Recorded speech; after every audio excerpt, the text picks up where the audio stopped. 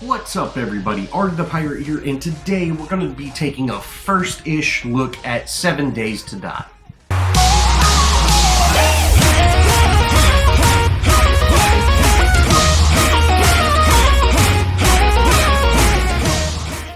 Now, 7 Days to Die was suggested to me by one of my friends. I've not played a whole lot of survival games, or really kind of any in this sort of genre.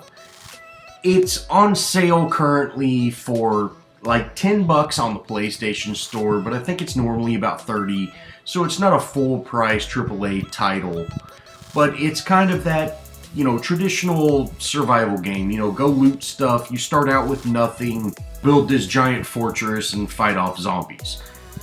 Nights are dangerous, daytime is, a little more safer. Now, one of the biggest issues for me, someone that's more new to this type of kind of loot survival game, is the menu and the crafting and everything like that seems very slow. It's not like, hey, hit a button and you make an axe. It's, hey, go through this menu, pick the axe you want, make sure you have the right amount of materials. Then click a button and it takes 10 seconds to make it, and now drag it to your hotbar so you can actually use it. It's much more of a slow pace, take your time and kind of figure everything out. Another thing is almost everything in the environment is destructible. You can punch rocks and get rocks from them. You can punch trees and get wood from them. You can break grass down, and grass is actually used to create the first set of clothing. And there's also a ton of stuff on the ground. Like right here, there's yucca plants. You can pick those up. And I'm sure that's some sort of food that has some special properties or heals you or something.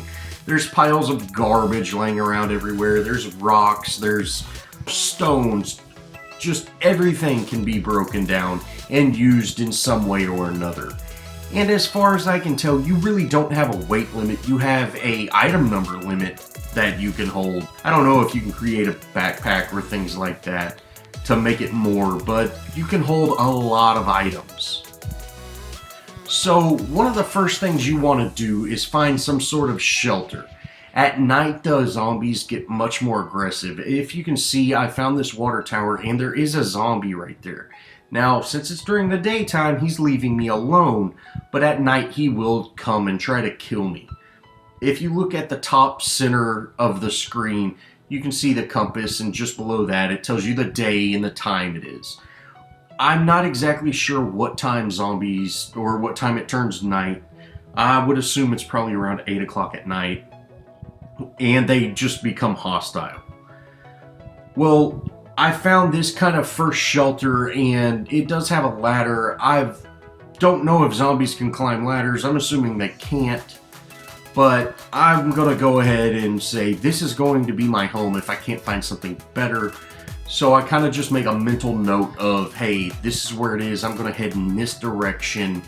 And, if it's starting to get late, I'll come back here. Another thing that I have noticed is in this game, you really want to kind of do all your scavenging and everything during the daytime. Go pick up your rocks and your wood and everything like that. And then at night, that's when you craft everything, make clothes. I have not ran into any zombies that, hey, I'm worried about them killing me.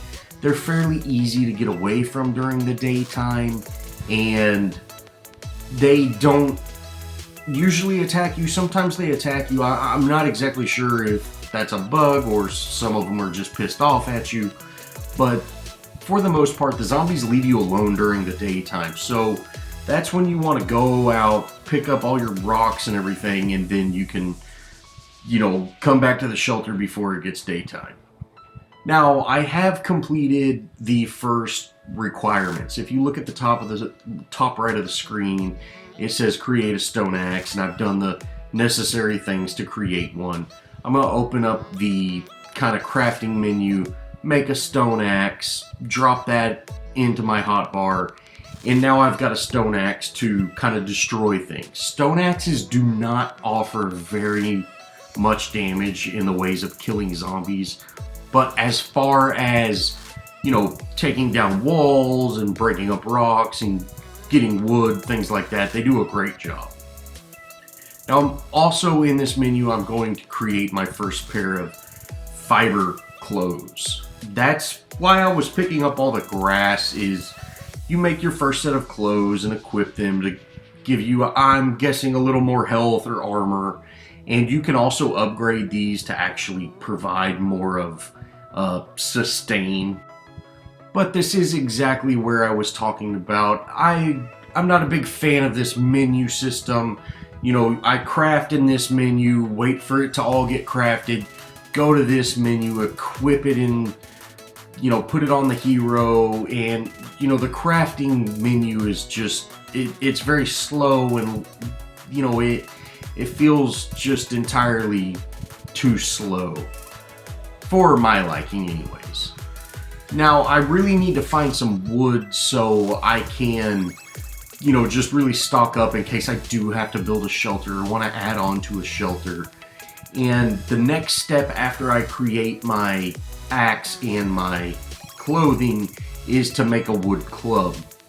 While the axe does a great job at destroying environment, the club is really meant for defense. I go ahead and don't make this wood club because you know, the first thing I did was make a wood club and go try to beat up a zombie, and the zombie killed me. So, you know, this very starter wood club really does not do a whole lot. And I have also noticed that when you knock a zombie down, that does not mean they're dead. You can knock them down and just continue to hit them, because you actually do more damage while they're laying on the ground. So that's something that, you know, I learned fairly quickly, and it makes it a lot easier to take down zombies. But this first starting wooden club, you're not going to, you know, go one-shot anything or, you know, anything like that. Now, I just took that tree down, and you can see now I'm working on this rock. In the bottom right of the screen, you can see the +1 of every kind of item I'm getting from, you know, attacking this rock.